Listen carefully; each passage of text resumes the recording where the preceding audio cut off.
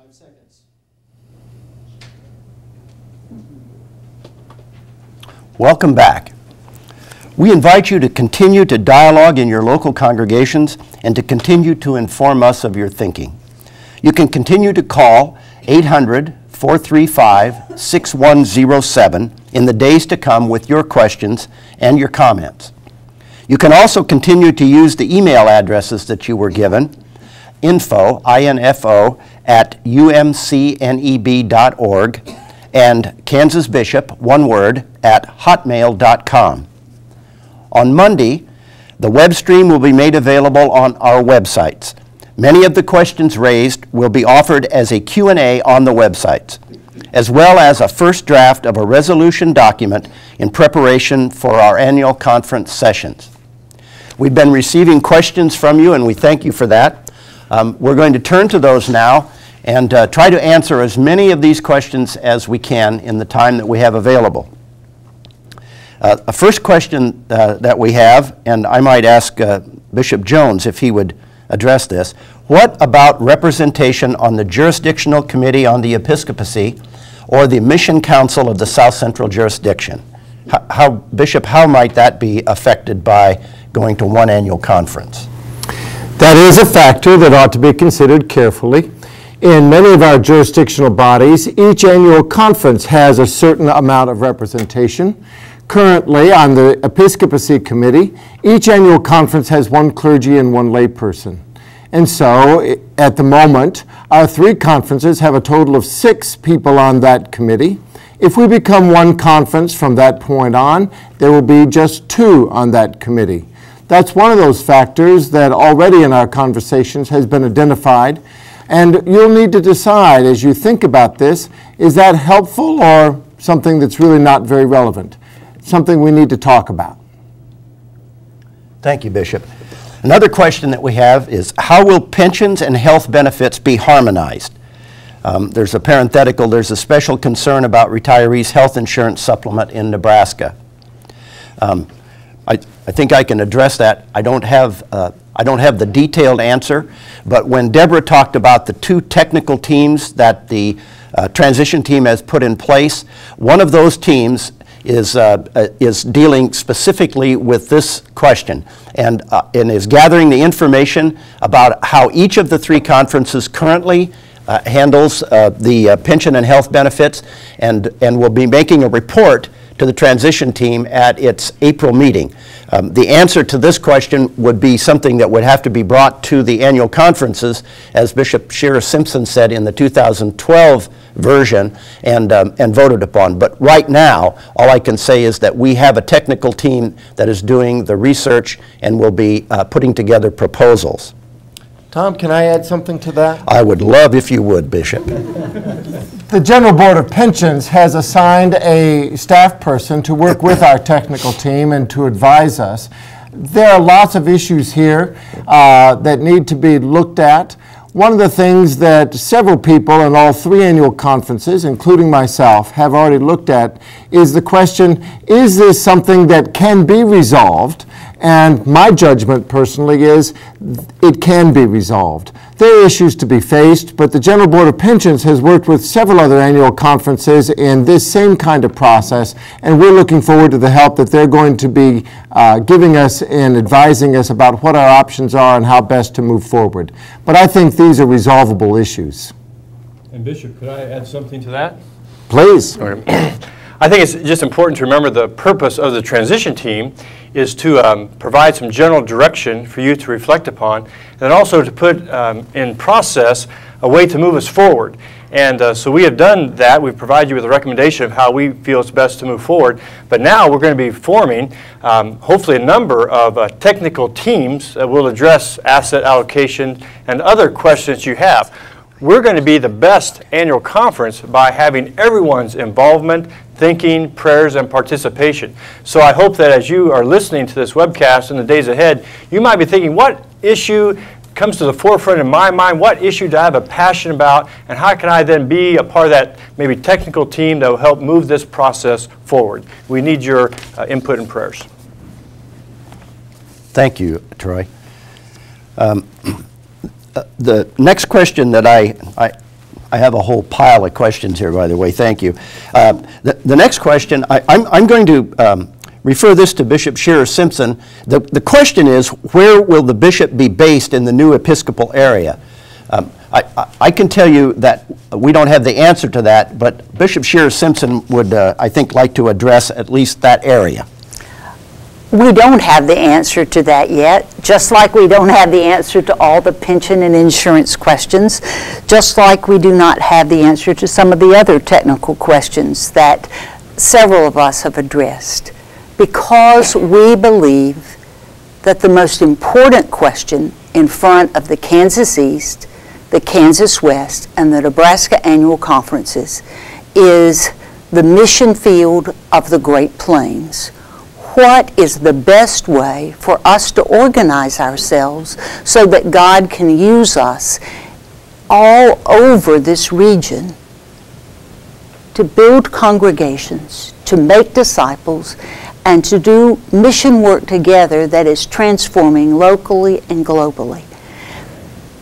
There are a whole number of adaptive changes which persons have addressed to us today, and I think they are critically important. And I hope that we can decide if one annual conference is the best way to do this work. And that then at the second level, after we've made that decision, we can come back and each of our annual conferences can address the pension issue. And until we all come up with, yes, that'll work, we wait. But we figure out an answer to all those kinds of questions. Now, where the bishop lives, we're going to have to know that the 1st of September, 2012, because I plan to move out. But it will be really important for us to decide what our focus is going to be. I don't think it can be political or technical. It has got to be missional. Thank you, Bishop Shearer Simpson. Here's a question that well, they're all important questions. What is the question we will be voting on at the 2011 annual conference? One of you want to address that? What is the question we will be voting on? That question has not been finally formed. It is one annual conference. Exactly how that will be stated is partially based on your feedback today and on the kinds of things we hear from you. We probably have some strong opinions about that, but we're in a listening mode right now. And the next meeting for the transition team will be April 6th and 7th, yes. I believe, yes, in Topeka. And so after hearing the feedback from today's session, after the people have had the chance to call in and to go online, we'll be getting their feedback and go into that meeting and deciding what the wording is going to be. Thank you. The question is, will there be a freeze on property disposal during this intervening time? I assume we have, that's a second technical team that we have put in place that deals with assets, but we haven't, as a transition team, that's not something that we have addressed. I suppose that the annual conferences would have to determine if the vote were to be that we should proceed with the concept of one annual conference, that the annual conferences would need to decide whether or not there would be a freeze on asset disposal. Let me respond to that one, Tom. We have not put in place a timetable for certain. But there are a couple of things that people ought to have in mind, and I'll at least share my views on that so that you'll know where one of the bishops is. The decision to actually become one annual conference is taken by the jurisdictional conference, which will meet in July of 2012. That's the body that actually draws conference boundaries. And so what we're talking about is the request we make to the South Central Jurisdictional Conference. Then becoming one annual conference will happen at some later time after that, 13, 14. And so there'll be a gradual phase-in of some of these things. My answer to this question about a freeze, then, is there's some stuff that just can't wait until 2014. We're not going to stop doing our ministry, making changes, making decisions. Unfortunately, there are some small rural churches in Kansas who have voted to close. And so we're going to be closing some churches and following the disciplinary procedures about disposing of their property. So that whole process of responding to opportunities God puts forth, we can't stop as if we're going to freeze everything waiting for one conference down the road. We're going to be doing new things and starting new opportunities. In Manhattan, we just recently purchased a new campus ministry building, brought an old fraternity house. It's going great. KU, we're still looking. So we're not going to hold off on buying a campus ministry property in Lawrence, waiting to see if we become one conference or not. You know what I mean? So in that sense, we've got to keep taking the steps while at the same time we are always looking at that future possibility that we might become one conference in the foreseeable future. That's my take on it, and whether the other members of the transition team agree with me or not, we haven't really talked about yet. Thank you, Bishop. Now, I haven't been giving credit, nor do I really intend to, for who's sending these questions, but this one's kind of cool, I think. It comes from a confirmation class in Sharon Springs, Kansas. Will this require a yes vote from each of the conferences in order to proceed? If 2 vote yes and 1 vote no, what happens? That's definitely a bishop question.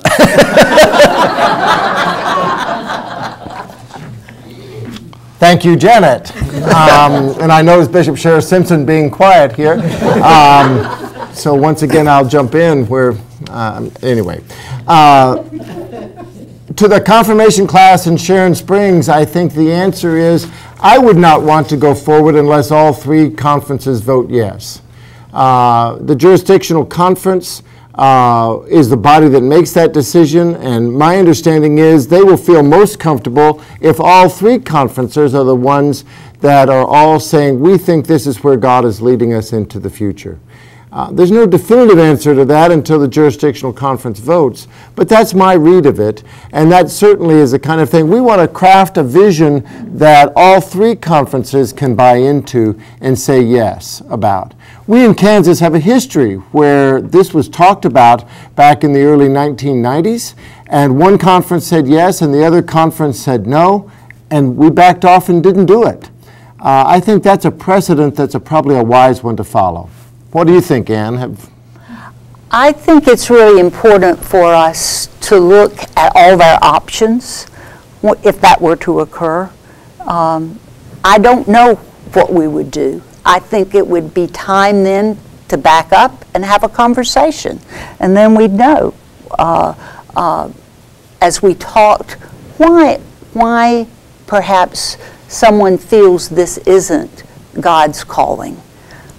I just hope we can keep the question. I've done this once before in Missouri, and we started out with this wonderful vision, and then we dribbled off into $5 more per service year for retired clergy pre-82. And then we talked about insurance benefits for a very, 2 or 3 annual conferences. It's really easy to get bogged down in all those technical things. It's not that they're unimportant. I'm going to retire next year. I want a pension. I want to be cared for. You've been taking care of me for a long time, and I want it to continue. But I hope that in our decisions in the council and in our decisions here, that they're not primarily about those questions. They're important. We got to know the answer to them. But that's not the reason we started doing this.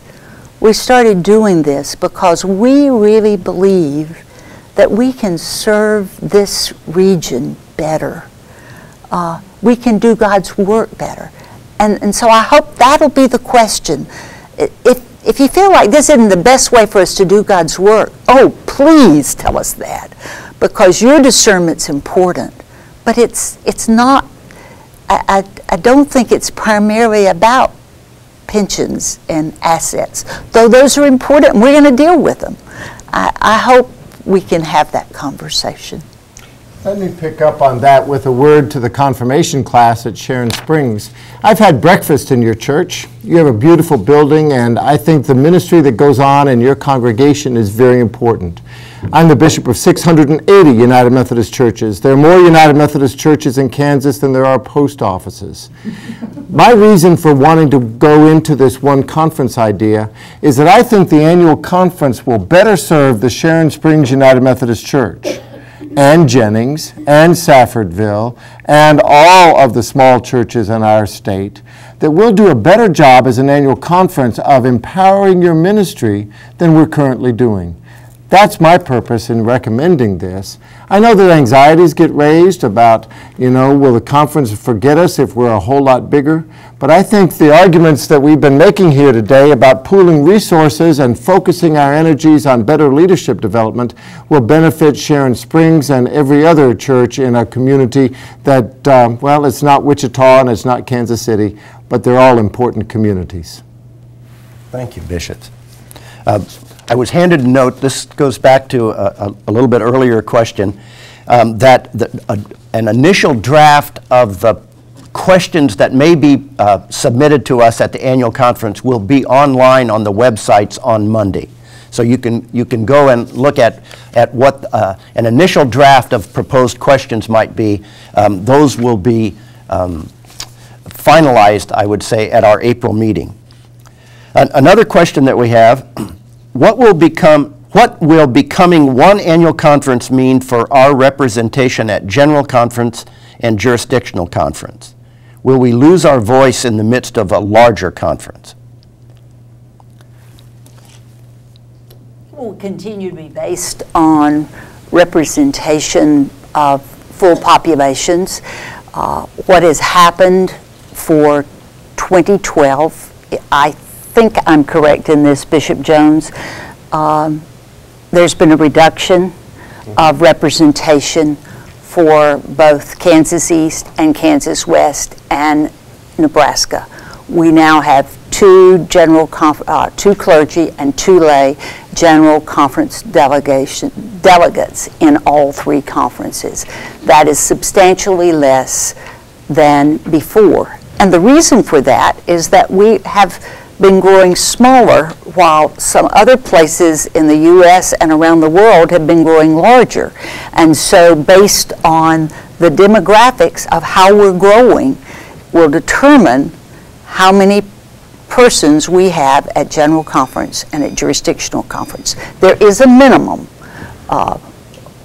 Every conference gets one. If we were to get so small that we only got one, we would be growing in the wrong direction. I don't think that's about to happen. Thank you, Bishop. So the answer to that question is not quite the same answer as to the question about the Jurisdictional Episcopacy Committee. This is still based on a formula. All right. Here's a question that I guess, I believe this is a question dealing with our whole process. What are the steps in the process and what is the time frame?